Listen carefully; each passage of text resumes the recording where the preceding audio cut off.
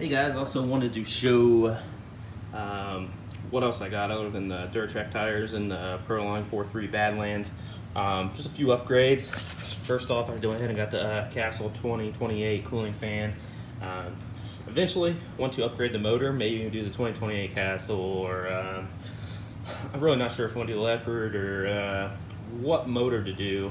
If you guys have any suggestions what the best or easiest one to install, I'm not I'll say real familiar with working on the RC vehicles, but if there's one that's a lot easier to install with the Maxx 5 or Maxx 6 ESC, put in the comments which one I should get, what I should upgrade, and what's easier to get matched up and installed. That's not real tough.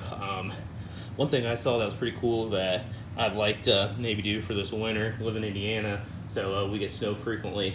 I'd like to put the plow on it, but I don't know if anybody's really figured out how to use a servo.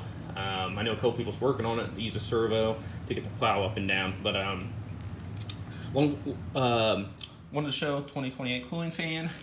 I got the upgraded outer bearings. You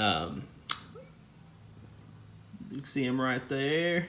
And I got my smaller spur gears not came in yet, but I did get I'm going with 3 different Pinion gears here. 20, 21, and 22 were 3 I wanted to try on the stock setup.